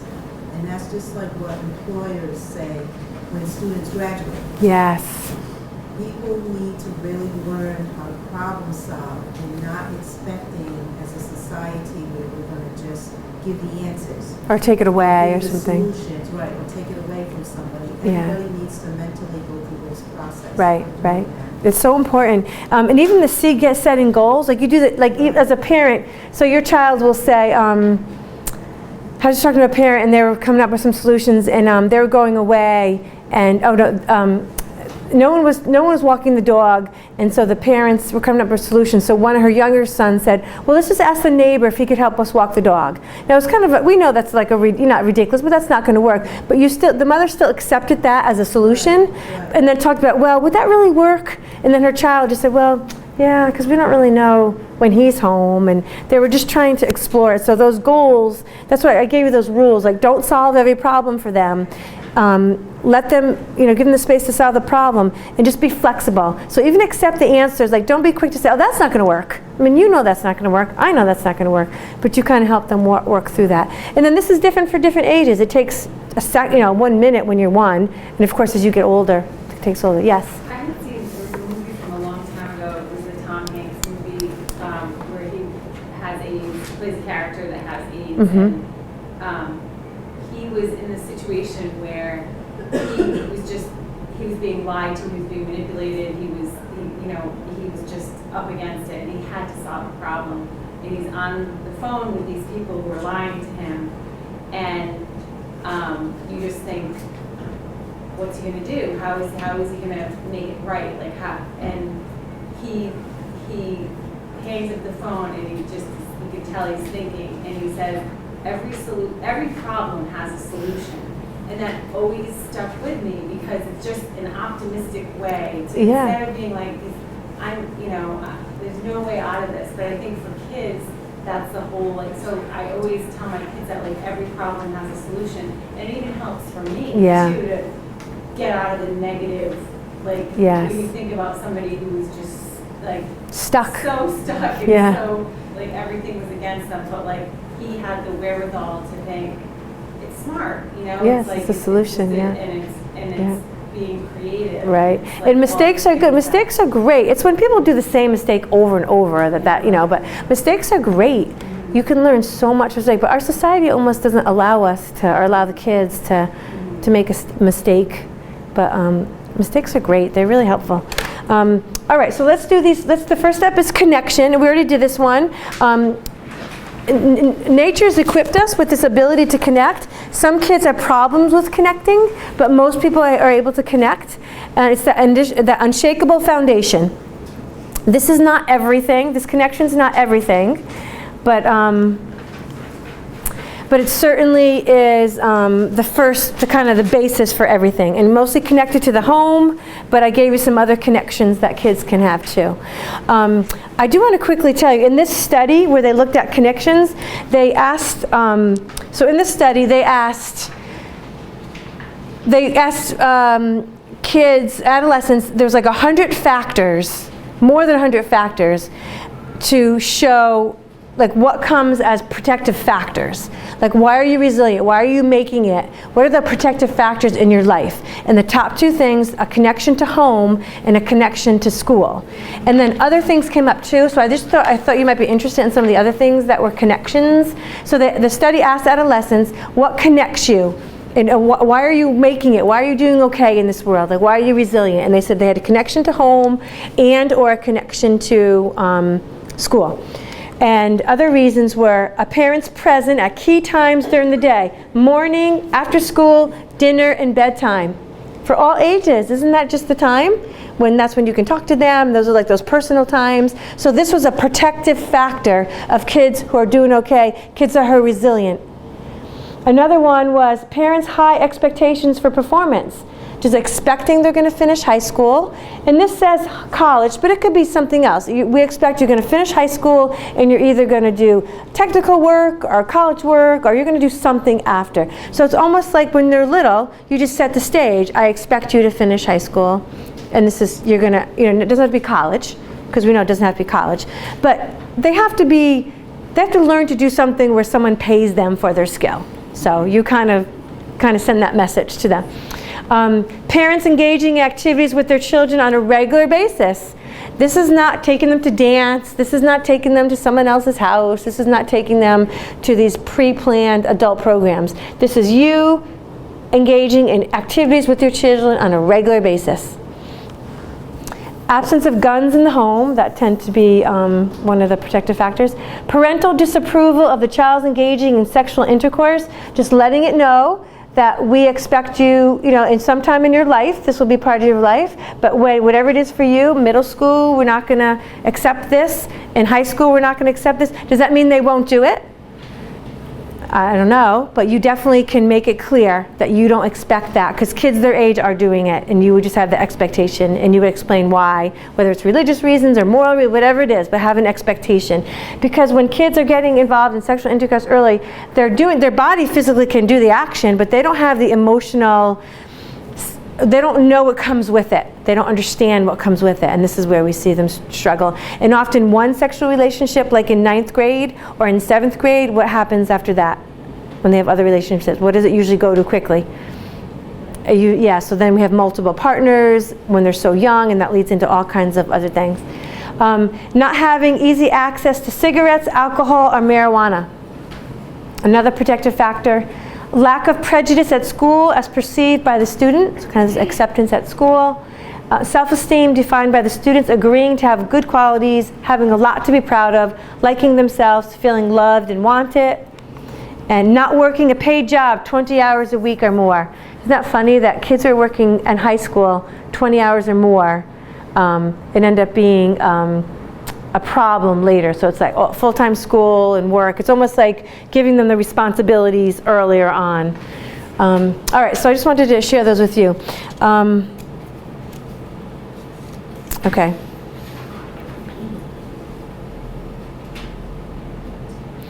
So we're talking about connecting. The first one's connecting, and just don't mistake that with expecting. Expecting is expecting our kids to be great at everything, trying to give them a leg up on all the competition, trying to have achievement at all costs. That actually can ruin our kids, and it can make them a very productive, joyless adult, the more we give them all this competition. It takes nerve. I want to encourage you to have the nerve to stand up against this riptide that we're facing of activities and things to do. Just plant your seeds of happiness and not trying to drive them. They don't need to be driven, constantly driven. I know my niece, I just feel so bad. She's going through this right now. And I could talk pridefully of her because she's my niece. It's not like I'm doing it about my kids. But she, you're fourth in her class. She goes to a private school. She plays the violin. She plays volleyball. She's awesome at everything. She applied to all these 9 schools. She got waitlisted on almost all of them. She feels so bad. And my heart breaks for her. This kid, there's nothing this kid could have done. She's a type 1 diabetic, and she has persevered with her diabetes, and I believe that's made her very, very focused. She just gets things done. Everything she eats, she has to calculate. So she's just this kind of person that gets things done. She's smart. She feels so bad. And I look at the school she applied to that on the recommendation of her guidance counselor. I mean, I don't know what this expectation was. What else could she have possibly done? So I just feel so bad. So she was drive for what? So I just want you to make sure that driveness is not happiness. And I don't know where we want our kids to go so fast. A lot of schools will do. It's not really going to these fancy schools. It's what's the school that you're going to learn from? What are you going to get from? Okay, at the same token, you want to, it's dangerous to not encourage any achievement. Keep a bar high, not too high, but don't tie your love for your child to them meeting the expectation. That's where the problem is, when they feel their love for you is tied to the expectation. Okay, research shows that if you have reasonably high expectations of your kids, they probably will meet those expectations. Okay, play. We did a lot of, oops, is that, oh, I think it's after. I should go back here. Okay, the next one is play. I just want to quickly do a quick thing, two things for you.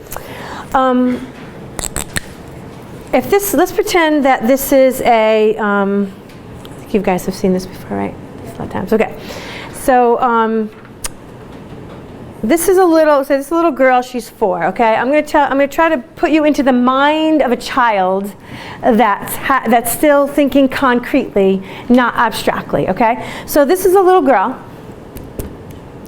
And she has a knowledge or a scheme in her head of what a kitty is. So what do you think she thinks a kitty is? What in her mind, her scheme, what's a kitty? A living kitty. She thinks it's a toy. What's a real one look like? Fluffy. It's fluffy? It has 4 legs. It has. She can have a toy one too. I'll put that up there. It's fluffy, 4 legs. But the cat's on 4 legs, right? What else? Says meow. Meow. Bright eyes. Eyes. 2 eyes. Whiskers. Cute. Cuddly. A long skinny tail. Comes when you call it, right? Comes to you. Okay, so she knows all about a kitty, right? So one day she sees a squirrel. But she doesn't know squirrel, so she's going to go to the closest thing that reminds her of her squirrel. It's like a folder. What's her quickest folder? Kitty. So she said, they do this so quick. So she's like, oh, okay, kitty. Is it fluffy? The squirrel fluffy? Yeah. Is it 4 legs? It has 4 legs, but it's only standing on 2. So she's like, all right, uh-oh, something's not quite right. Then she does the next one. Meow? Hope not. So this is no. 2 eyes? Yeah. Yeah. Oh no, this was a question. No. Whiskers? Oh, I've never got that close to it. We'll say we don't know. Cute? Yeah, it's probably cute. Cuddly? No. Well, a long tail, but it's yeah. So now she's confused. Does it come when you call him? Hopefully not. Probably runs away. Okay, so she goes to her kitty folder, but it doesn't quite match. So we would call that disequilibrium, or just doesn't match. So then she makes a new category. She calls it new kitty, because she doesn't really have a category. Then one day she's out with her auntie or cousin, or she's with her dad, and they see a squirrel, and the dad says, oh, honey, look at the squirrel. So what does she do? Now she's got squirrel. And they do this so fast. So they assimilate to something they know, and they accommodate by making a new category. They do this all the time. So my niece, when she was 2, she used to call me Auntie Tom, because my husband's Tom, and I'm Auntie Phyllis, and she didn't know Uncle. So she went to her closest category, because she knew you're supposed to put something in front of the name. So she goes quick to Auntie. Kids do this all the time. I was talking to a little girl, and she went to, she had gone to a school, and she met the principal. And she said, well, I met the policeman. So she didn't have principal, but she knew like the policeman was like the boss. I saw a little girl, she was helping her mom with groceries, and the mother had like a single loaf of butter. The butter, she called it a loaf of butter, because she knew loaf of bread. So this is when they're really cute and funny. I'm sure they do this all the time. So we have to, when we play with kids, the more you play with them, the more they have access to these opportunities to assimilate and accommodate. So they need objects, and they need people, and they need experiences. And they just do this, and they do this, and they do this. So you get a kid that's 5 with no experiences, they don't have as much language, they don't have as much connections. And then you have a kid with rich experiences, not rich going to dance and ballet and music, just playing, play. This is what you get when you play. Yes, yes? All right. I can't overestimate play, what it does for you. Multi-purpose, open-ended play, it strengthens the brains, it's creative. Even though like when your kids get older, if they play baseball or music lessons, even though those have rules, there is creativity, and if I learn a musical score, then I could play it creatively. If I'm a baseball player, I could fix my swing, or I could, learn how to be creative within that. So it doesn't just have to be free play as they get older, but the free play definitely for when they're younger. This leads me to computers. That's a whole nother topic. Okay, if you talk to all the experts, two things are clear. One, some media is fine, but too much is bad. I don't have a better word. I'm going to tell you it's bad. Second, parents must monitor the content of all the media which their children use. Some websites are toxic waste dumps. They're garbage. And they have easy access to the kids. A whole nother topic is pornography is off the charts. We're calling it an epidemic right now. They're getting kids as young as 11, mostly boys, some girls. Pornography has always existed, but never three-dimensional in your hand at home with hardcore video. And there's a website called Fight the New Drug, and it's a bunch of college kids who have been addicted to porn, and they're done. It's impacted relationships, it impacted friendships, it's impacted the way they think, the way they look at women, and they've had enough, and they're fighting back.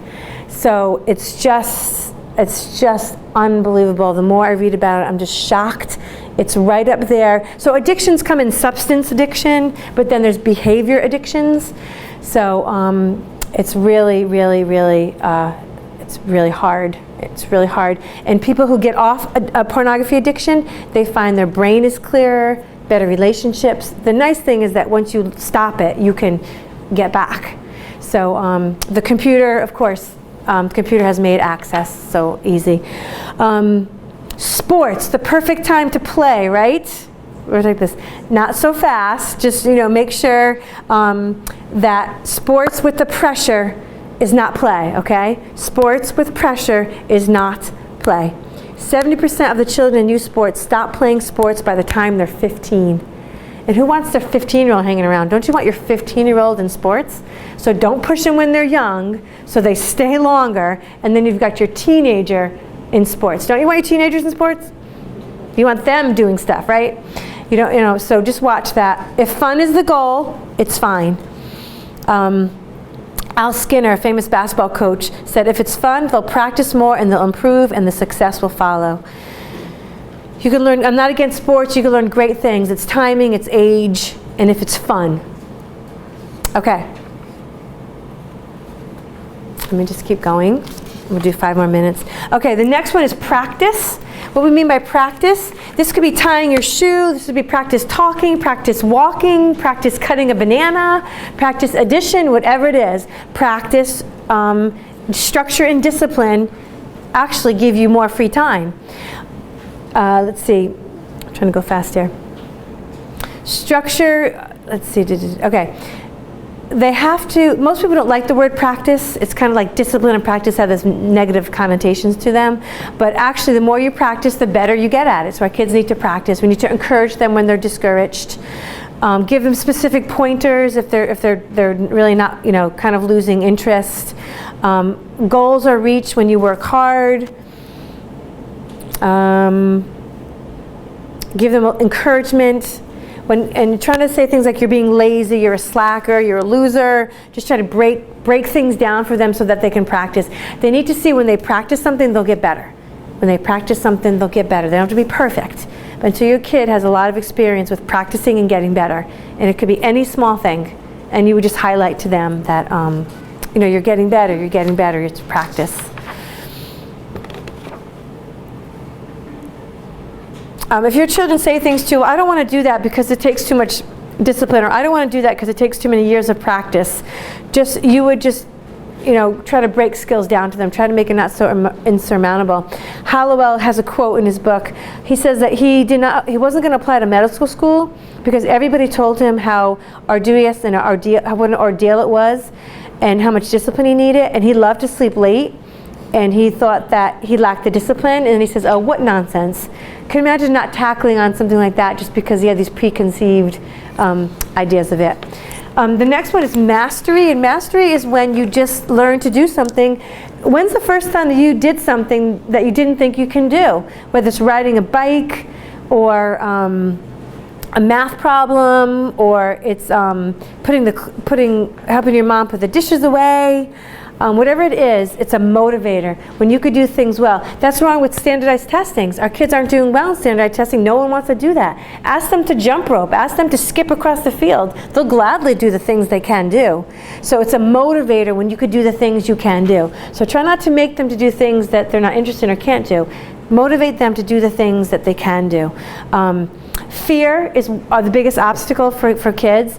They're like, I can't do this. I don't want to be embarrassed. Fear disables them, and a lot of times fear keeps children from realizing their potential. But mastery builds emotional muscle when you can do something well. Chores, climbing, tying shoes, snapping your fingers. There's a great story about a little girl, weeks to snap her fingers. When he said she's snapping all day long. When they learn something, they master it and they want to show everybody. It takes patience. It is fun. I'm not talking about achievement. Mastery is a feeling. Achievement's the benchmark. So we want mastery, this feeling that I can achieve something. All right, let's see if I can get.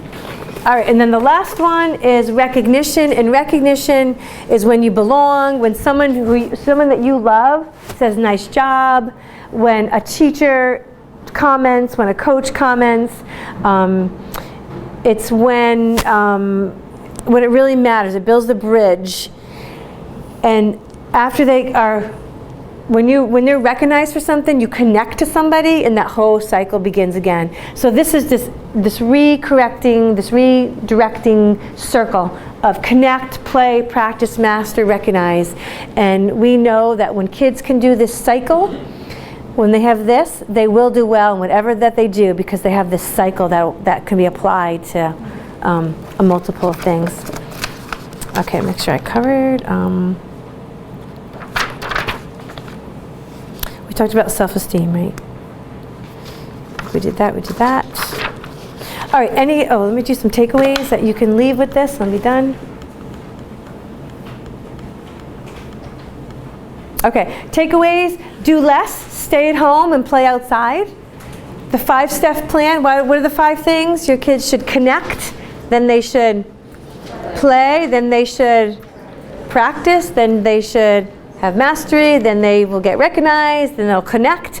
This goes on and on. Model problem-solving skills. If your kids they can't do that on their own. Teach them how to do problem-solving skills. And then enjoy your children. Do you sometimes find that you're just so busy, or you have like this grumpy face on, or you're mad all the time? Your children will have memories of that face, that grumpy morning face, the mad, the stress. I always get wrinkles, and my kids, when they were little, they'd be like, what's wrong? They'd like press out the wrinkle, and they try to press the wrinkle. So just try to enjoy them. They're young. Kids love to have fun. We ask kids, what do you like to do with their parents? They love if their parents are less serious. They said, I want them to be less serious. Just have fun. You know when something funny happens, but you don't have the time to laugh? Just try to laugh at the slapstick. Things can just be funny. So just try to have more fun. It doesn't mean going to Disney World. It means when the cake drops, can it be funny? Or, they put the forks out instead of the spoons. Is it, they like to enjoy you and have fun, laugh together. And the last one is to avoid the riptide of the culture. The culture's telling you to do more, to buy more, to give them more, and it's really not true. It's a lie. So don't buy into the lie. Be strong enough. I'll tell you one last tip too. People will copy. I do this little social experiment. I'm going to get arrested one day. You should read me in the paper, and I will be guilty because I do this. So my 16-year-old, people are talking about college already. And because in 11th grade, we'll do 11th grade things. When he's in 12th grade, we'll do 12th grade things. And I'm not, they're 11th grade, okay? They're asking my 13-year-old for goals. His goals are to eat M&Ms and to fly remote control planes. They're asking the little ones for goals of the future. Like what, I see college kids, we need to be asking them about their goals. Okay, so, I was going to tell you. Oh, I had a good story to end. I was going somewhere with that. You said to mention your mother.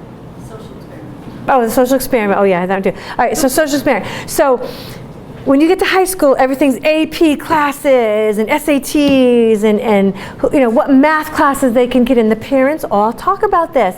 This one mom, she was talking about her child in physics. I felt like saying, do you think you know physics because your child knows physics?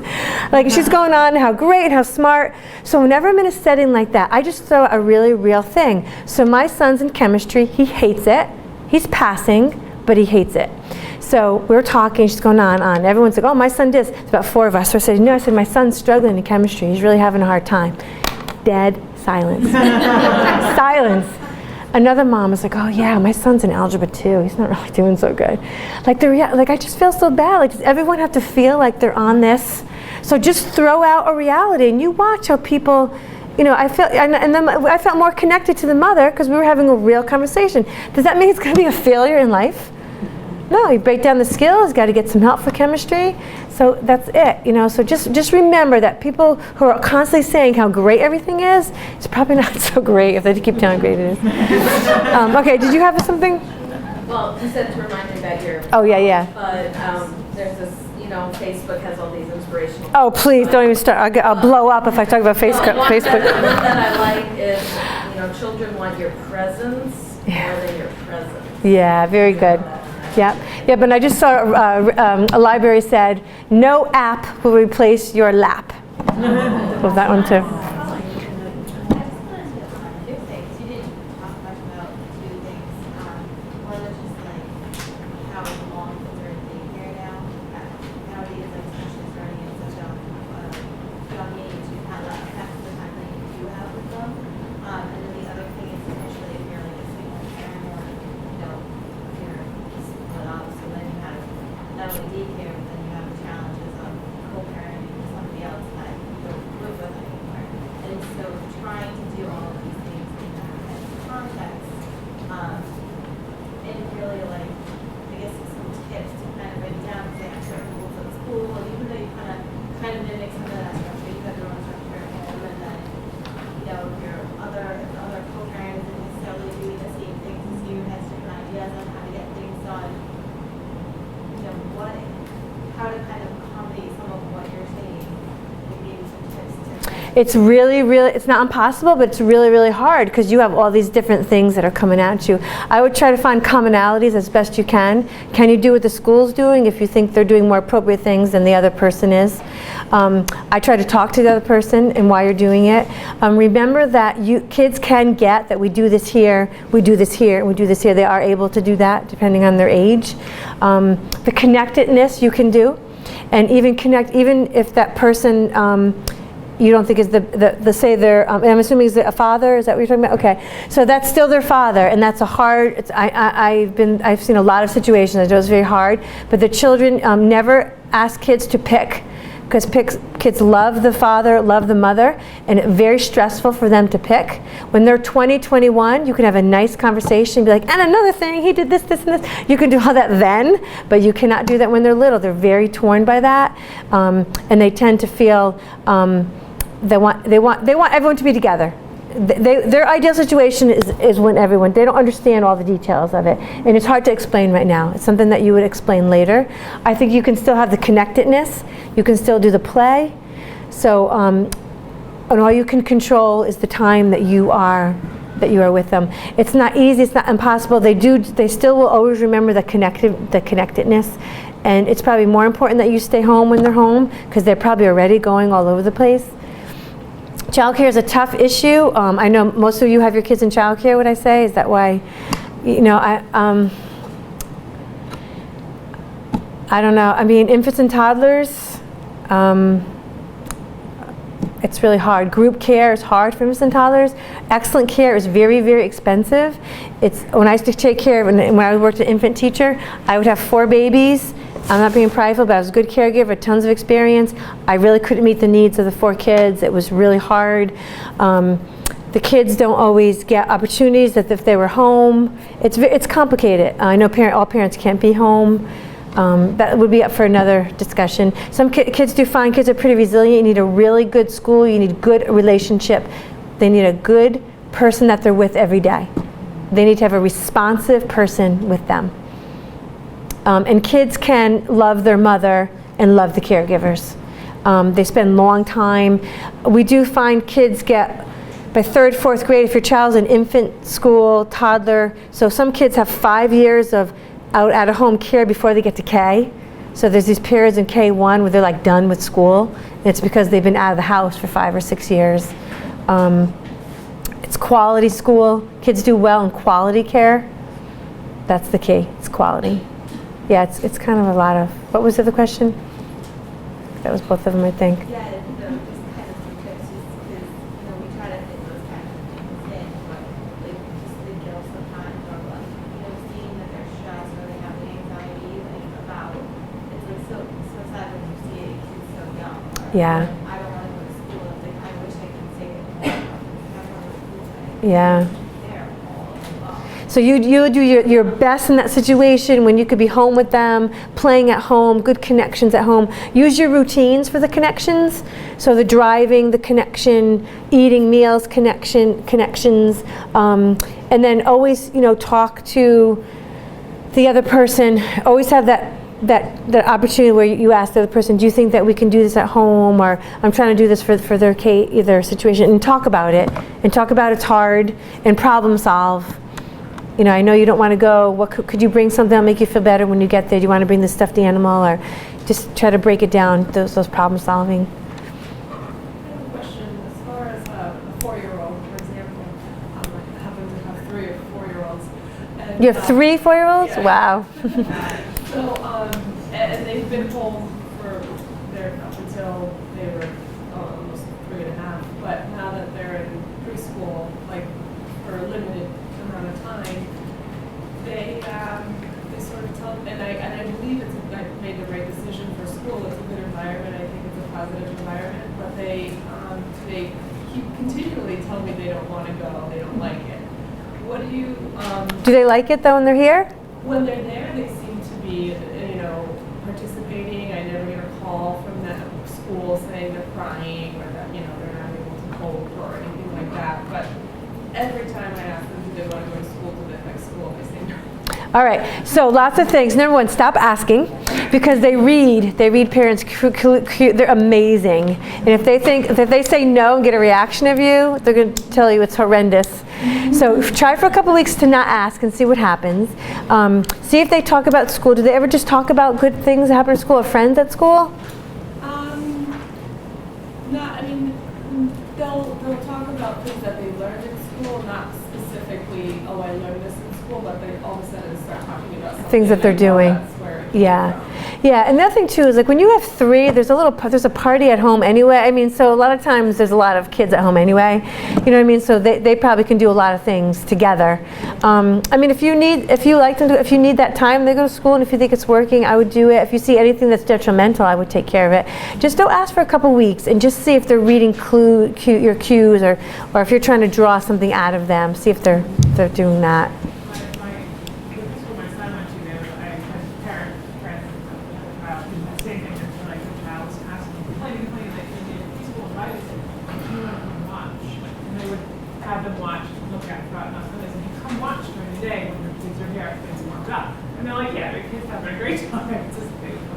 Yeah, I had kids in preschool. Their parents would come, they would start crying, and be like, "Oh, come on, they've been playing all day." Yeah. The facts is they probably want to stay home. Like they probably don't want to get in the car and go. It's probably that kind of thing. And once they're there, they're fine. So you have to determine: is there something they really don't like at school, or is it just they're busy playing right now and they don't want to go? Is it that? I would just look at it as a whole. Yep. In terms of media and this whole idea of screen time, it seems like it used to be that there were sort of these recommendations like your child should have X amount of screen time. Yeah. Now it's more like, be reasonable or whatever. What do you recommend in terms of the sort of techniques or maybe some guidelines about For screen time, yeah. I really struggle with it. We didn't have any TV for our kids, up until my daughter was like 5 or 6, and none at all, really. And, now one of them is sort of just like addicted to it, really. And we don't want to set like sort of these arbitrary, artificial, things, yeah. on it, but do you recommend that? Well, so American Pediatrics says under 2, no screen time under 2 for anybody. So that's like an easy one. But I guess it's you have to decide for yourself. So screen time is everything. Screen time is movie, TV, games, phone, anything with the screen. So you know, what works for you? Like if you're trying to make dinner and they're on the screen, they're doing something for an hour and a half, and you get some peace and you can make dinner, then do that. But you know, there is addictive property to it. I've seen, you know, kids, their mouths hanging open, drooling as they're watching, you know, these shows. And then it's a visual stimulus for them, sometimes their brain. So, you know, maybe an hour and a half. I think with the older one, by limiting it, we caused, Yeah. I think we over-limited Right. it and sort of caused. Right. And what are they The doing? younger ones don't have as much of an issue. Right. It's because we were a little more permissive.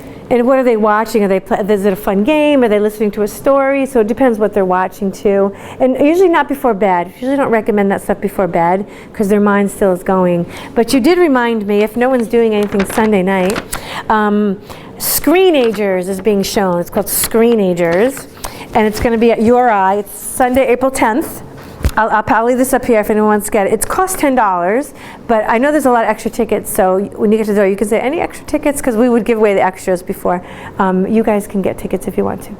Students get a little more privilege, you know. There's poor students. They can get free in to get in. Okay, so this is URI in the Meadowbrook Waldorf School, and it's a movie, and then there's a panel after, and they're going to talk to you about what it does to the brain, what all this screen time does to the brain.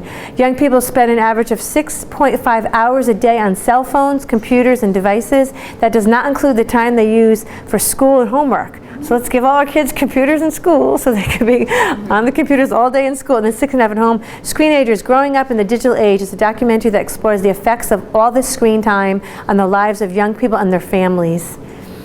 So if we do that series, I had told Ceci we should do this as part of the series. She was thinking it's more of an adolescent movie, but it all really is connected. I mean, your little ones this is where they're headed, so maybe we can show that there. But this is being shown this Sunday at 6:30 at URI. So if anyone wants more information on that. So is it geared more towards parents of teenagers? This is Screenagers, yeah. This is. What about young children? I don't think they're going to talk about young children. There's effects. It's probably the long-term effects of screen and all this stuff on what affects on teenagers. So they'll probably talk about when they're younger, but I would say this is focused for teenagers. I saw some documentation about like the effects of cell phones to your children because of the radiation that's emitted on the brain development. I know. It was really startling. It's scary. It was very, very scary. I know. It's chiropractors are reporting neck and back issues because everybody's like leaning, everyone's walking forward, wrist issues, eyesight. The development that it impairs certain areas of the brain's normal function because of the radiation. On the phones. They were talking about how because the child's brain is still malleable, I mean we're all malleable, but the resilience to the radiation.